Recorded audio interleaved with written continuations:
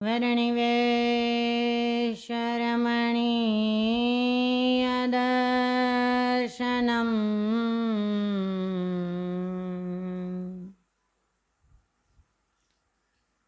मन्दहासरुचिराननाम्बुजम्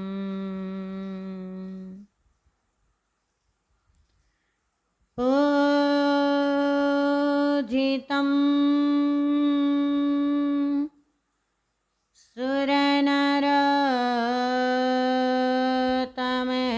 सुरनरोत्तमैर्मुदा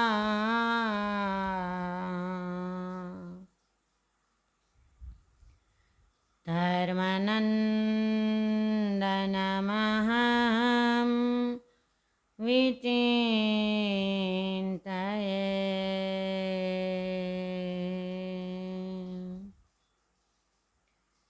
धर्मनन्दनमहं विचिन्तये।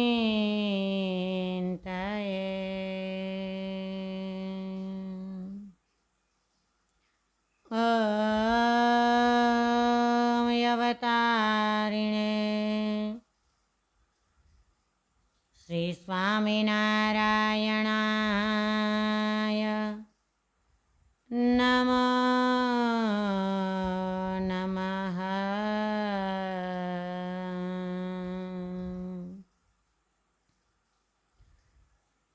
श्री हरे कृष्णाय घनश्यामाय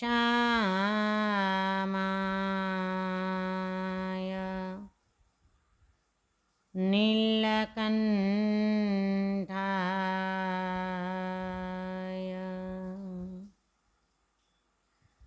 श्री सहजानंद स्वामिने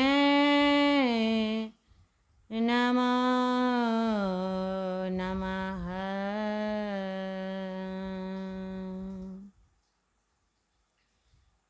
श्री सहजानंद स्वामी महाराजनी जय।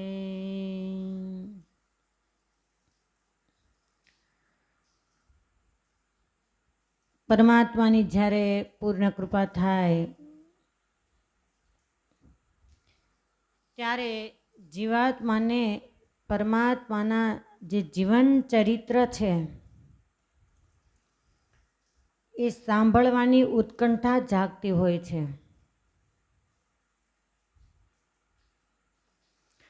જગતની અંદર ઘણા જીવાત્માઓ છે,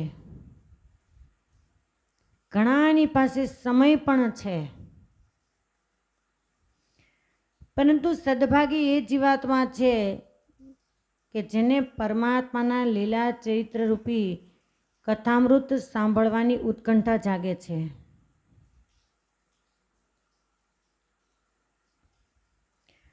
જે પરમાત્માના શરણે આવેલી વ્યક્તિ છે એને ઘણીવાર એવા વિચાર આવે કે મને જે પરમાત્માનું સ્વરૂપ મળ્યું છે એ પરમાત્મા હું અન્ય વ્યક્તિને ઓળખાવું કે જેથી કરીને એ જીવાત્માનું શ્રેય થાય, પરમાત્માના પાવન ધામને પામે. કમનસીબની એ વાત છે કે આપણે જે પરમાત્માની પહેચાન કરી છે, ઓળખાણ થઈ છે, એ સામેની વ્યક્તિની કમનસીબીના કારણે એ વ્યક્તિને એ પરમાત્માનું સ્વરૂપ ઓળખાતું નથી. એ 200 વર્ષ પહેલાના સંતોને યાદ કરો કે ગામડે ગામડે દ્વેષીઓના માર ખાય ખાય અને ભગવાન સ્વામિનારાયણનું સ્વરૂપ છે એ અજ્ઞાની જીવાત્માના લોહીની અંદર પાઈ દીધું છે. અને ત્યારે આજે સત્સંગ રૂપી બગીચો છે એ આપણને ફાયલો ફૂલો દેખાય છે. તો ઘણીવાર આપણને એમ પણ થાય કે મહારાજ હતા ત્યારે આપણે હોત તો કેવું સારું હતું. જ્યારે જ્યારે મહારાજે જે લીલાઓ કરી છે, શાસ્ત્ર છે એનું અધ્યયન કરીએ ત્યારે કેટલા ચરિત્ર, મનુષ્ય ચરિત્ર આવે અને કેટલાય દિવ્ય ચરિત્રો આવે. દિવ્ય ચરિત્રો આવે ત્યારે તો જીવાત્માને ખૂબ આનંદ આવે, પણ જ્યારે મનુષ્ય ચરિત્ર મહારાજ કરતા એ કોઈ નાની માના ખેલ નહોતા કે બધા જ પચાવી શકે. ભલભલા એમાં ગોથા ખાઈ ગયા છે અને કદાચ એટલે જ આપણો નંબર એમાં નહોતો. અને જો આપણે હોત તો કલ્યાણ તો ક્યાંય છેટું રહી જાત અને ભવાટવીમાં ભટકતા ભટકતા અંત પણ ના આવે. એક ભગવાનના ભક્તના જીવનની અંદર હાથ નાખો, ભગવાનના સંત છે એના જીવનની અંદર હાથ નાખો, છતાં પણ જો 184 લાગી જતી હોય તો સ્વયં કલ્યાણના કરતલ એવા ભગવાન સ્વામિનારાયણ છે. એ કંઈક મનુષ્ય ચરિત્ર કરે અને જો આ જીવાત્માને એમાં મનુષ્ય ભાવ આવી જાય તો જેને કલ્યાણના કરતલ માનતા હતા એના જ પ્રત્યે એમ થઈ જાય કે અહો, જેને હું ભગવાન માનતો હતો આ તો સામાન્ય માણસ જેવા પણ નથી. અને કેટલા એવા મનુષ્ય ચરિત્ર જોઈ જોઈ અને આ સંપ્રદાયમાંથી વિમુખ થઈ ગયા છે. કોટી કોટી વંદન કરીએ 500 પરમહંસને કે મહારાજ ગમે એવા ચરિત્ર કરે એમાં શંકા ન થાય. એમાં પણ અજોડ પાત્ર 3 વ્યક્તિત્વોના, એક તો ગુરુવર્ય ગોપાળાનંદ સ્વામી, બીજા દાદા ખાચર અને ત્રીજા જેના પ્રેમ પાશના બંધનથી મહારાજ કાયમના માટે જે ધરા ઉપર રહ્યા એ અભલ પરિવારના પુત્રી મોટીબા કહેતા જીવુબા. આ 3માંથી એક પણ વ્યક્તિને મહારાજે ગમે તેવી આજ્ઞા કરી હોય કે ગમે તેવા ચરિત્ર કર્યા હોય, ક્યારેય આ લોકોના મનની અંદર થાપ નથી આવ્યો, વિચાર નથી આવ્યો કે મહારાજ આવું ચરિત્ર કેમ કરતા હશે કે આમ આજ્ઞા કેમ કરતા હશે. એકવાર મહારાજ દાદા ખાચરના દરબારગઢમાં લીંબ વૃક્ષ નીચે બેઠેલા, એક બાજુ ભેટો બાંધી મોટી મોટી પાઘડીઓવાળા ક્ષત્રિય ભક્તોની સભા બેઠી છે, તો એક બાજુ માનસરોવરના હંસોને પણ લજ્જા પમાડે એવા પરમહંસોની સભા ભરાઈને બેઠી છે. ઓસરીની અંદર મોટીબા આદિક શ્રી ભક્તો છે એ સભા કરીને બેઠા છે. જ્યારે મહારાજના મુખારવિંદમાંથી જ્ઞાનામૃત છે રેલાઈ રહ્યો છે, સૌ કોઈ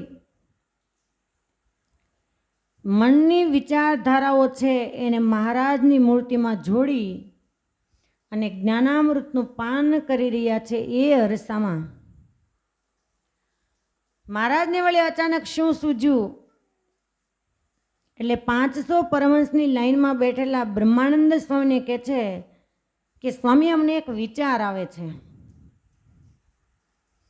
સ્વામી કહે છે કે મહારાજ, વળી આ ઉપદેશ આપતા આપતા તમને શું વિચાર આવ્યો? બોલે, સ્વામી, અમને એ વિચાર આવે છે કે માનો કે અમે પ્રગટપણે પુરુષોત્તમ નારાયણ તરીકે નૈષ્ઠિક બ્રહ્મચર્ય પાળી અને તમારી સામે છીએ ઈષ્ટદેવ તરીકે, પરંતુ કદાચ અમે નૈષ્ઠિક બ્રહ્મચર્ય પાલન ન કર્યું હોત અને આ પ્રણાલિકા ન પ્રવર્તાવી હોત અને અમે લગ્ન કર્યું હોત તો તમે શું કરેત? હવે આજે આપણે આ ચરિત્ર છે ગાઈએ છીએ, સાંભળીએ છીએ, ત્યારે આપણને અતિશય આનંદ આવે કે મહારાજે કેવી લીલા કરી. પરંતુ જ્યારે એ સભામાં આપણે બેઠા હોઈએ ત્યારે તરત જ મન આંચકો લઈ જાય. દાખલા તરીકે સમજાવીએ તો કે આ લોકની અંદર કોઈ પ્રતિષ્ઠિત સંત હોય કે હજારો લોકોને જેને પરમાત્માના શરણે કર્યા હોય આવું વ્યક્તિત્વ હોય, નૈષ્ઠિક બ્રહ્મચર્ય જેનું પાલન કરતા હોય અને ભગવી કંઠા ધારણ કરેલી હોય, એ સંત મહાત્મા હજારો માણસોની વચ્ચે એમ કહે કે અમે લગ્ન કર્યા હોત તો હજારને તો વિચાર આવે, પણ 1000થી 12 કોઈક પસાર થાય ને એને વિચાર આવે કે આના મનની અંદર પંચ વિષયો સંબંધી વાસના હશે તો જ આવી રીતે બોલે. સહેલું નથી. મહારાજે જ્યારે આવી રીતે પ્રશ્ન કર્યો કે સ્વામી તો તમે શું કરે, અને એ જ વખતે મહારાજના મર્મને જાણનારા એ સંતો એવા હતા કે મહારાજની આંખ પલટાય અને સંતો છે એના વિચાર છે માપી જાય કે મહારાજ શું કહેવા માગે છે. મહારાજની જીભ વળે અને એ સંતોના અંગ વળતા હતા. આવા એ સંતોના જીવન હતા. અને ત્યારે મંદ મંદ હસતા બ્રહ્માનંદ સ્વામી કહે છે કે મહારાજ તમારો વિચાર બરાબર છે, તમે અમારી ચિંતા કરો છો કે સ્વામી અમે લગ્ન કર્યા હોત તો શું કરે. તો મહારાજ અમારે તો કેવળ અને કેવળ કલ્યાણની આશા છે. તમે કદાચ લગ્ન કર્યા હોત તો તમારા છોકરા રમાડીને મેં કલ્યાણ લેત. પ્રશ્ન તો કલ્યાણનો છે ને. અને એ જ વખતે 3 છોકલાધારી સહજાનંદ સ્વામી જેના ઉપર પાઘ છે અને ઊભા થઈ બ્રહ્માનંદ સ્વામી છે એના મસ્તક ઉપર હાથ મૂકીને કહે છે કે હા બ્રહ્માનંદ, હા હવે બરાબર અમારા સ્વરૂપને તમે જાણ્યું કે ગમે તેવા અમે ચરિત્ર કરીએ છતાં પણ આ 500 પરમહંસો ક્ષત્રિય ભક્તો શ્રી ભક્તો એ અમારા જે મનુષ્ય ચરિત્ર હોય કે દિવ્ય ચરિત્ર હોય એમાં એ ક્યારેય ચલાયમાન ન થાય. એટલે બહુ જ અઘરું કામ છે. મારે જે મનુષ્ય ચરિત્ર ઓછા નથી કર્યા, એ કરિયાણાની અંદર બિરાજમાન હોય તો ઓચિંતાના ઊભા થઈને મીણબાઈને એમ કહે કે મીણબાઈ બાબા સાહેબનું લશ્કર આવે છે એમને જલ્દી કંઈક સંતાડી દો.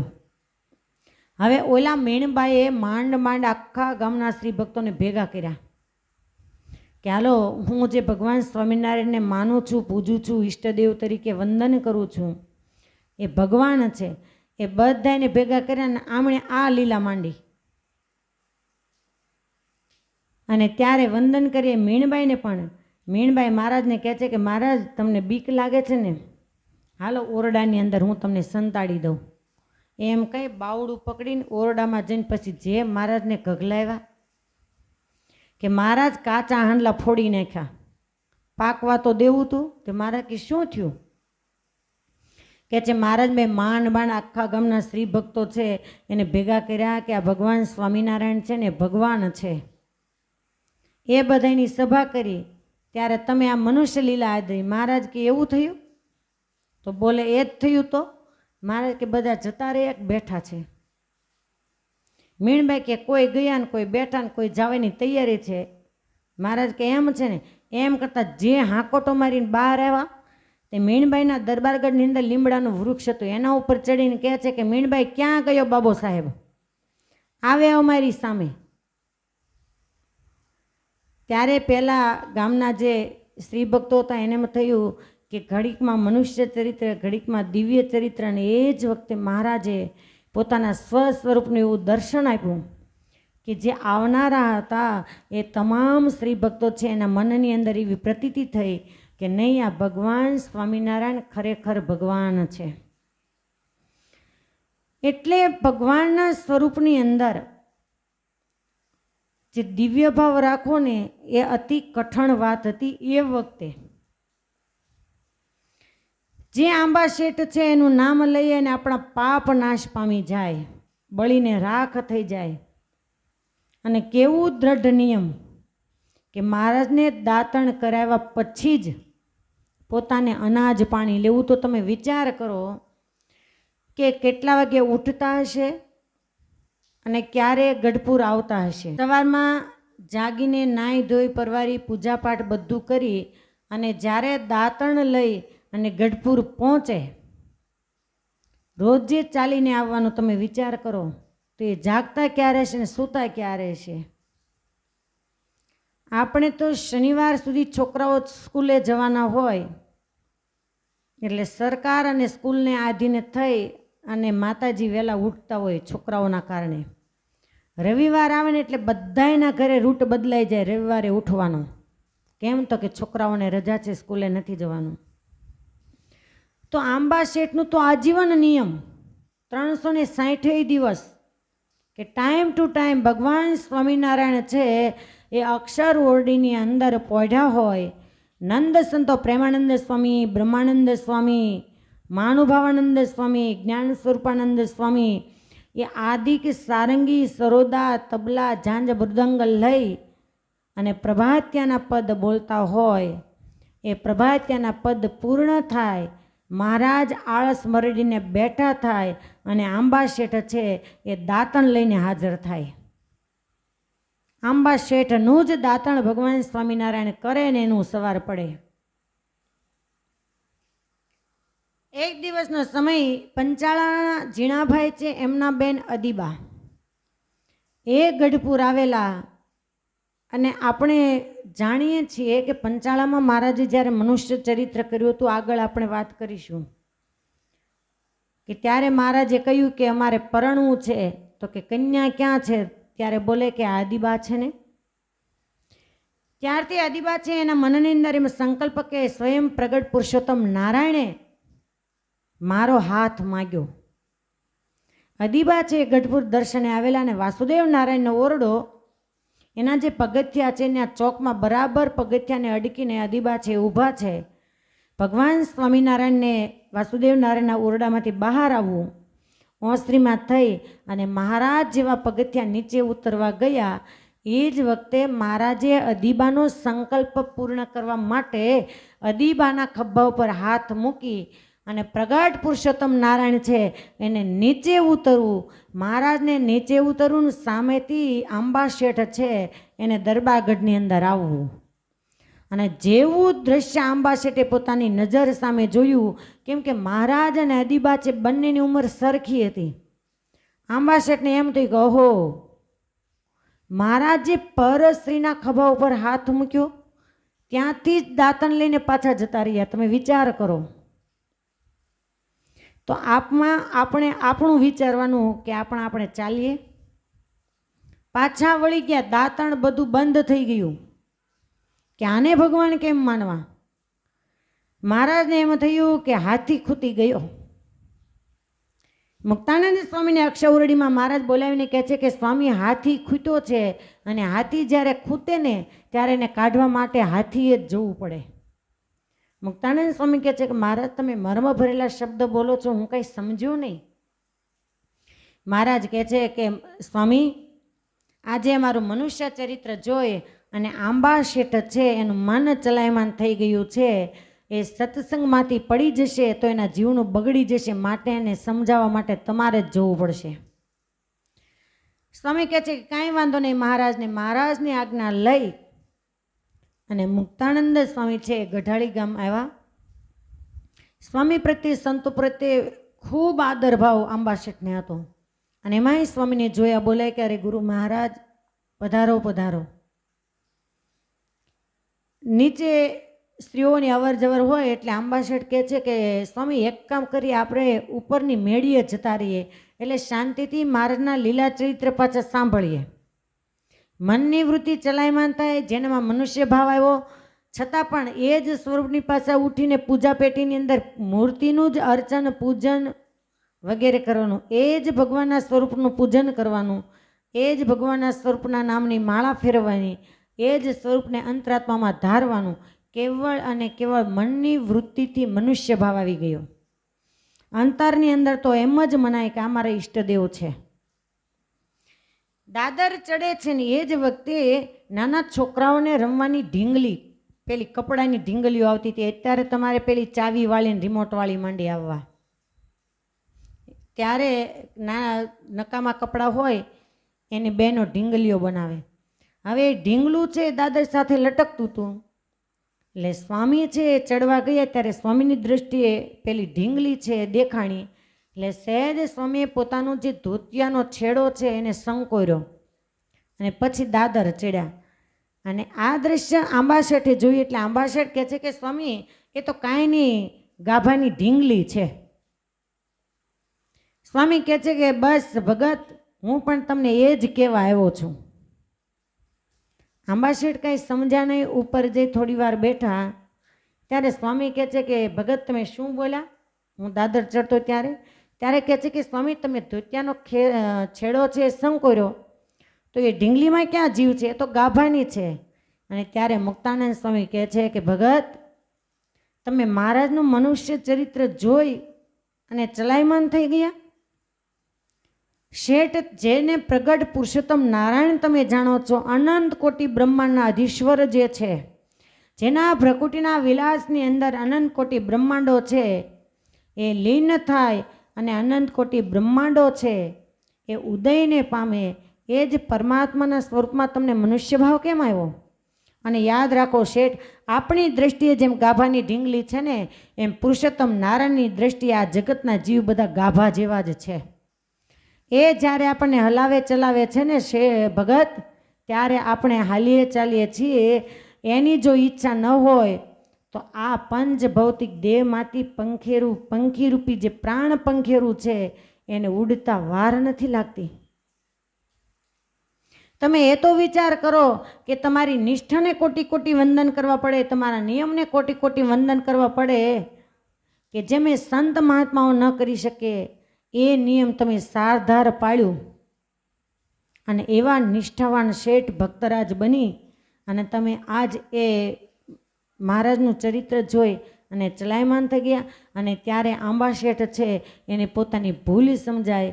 એટલા માટે સંતો અને શાસ્ત્ર એમ કહે કે ક્યારેય પણ મહારાજનું જે મનુષ્ય ચરિત્ર હોય કે દિવ્ય ચરિત્ર હોય, જ્યારે મન વિચાર કરે કે ત્યારે આપણે હોત તો કેવું સારું હતું, એટલા માટે જ નહોતા. જો આંબા શેઠ જેવા થાપ ખાઈ જતા હોય તો આપણે તો સાવ પામર જીવાતમાં છીએ. એટલે કેવળ અને કેવળ મહારાજના જે ચરિત્ર છે એની હારમાળા ગૂંથીને સતત એનું ચિંતન કરવું ને, એ આ અંતઃકરણને ચોખ્ખું કરવાનો સાબુ છે.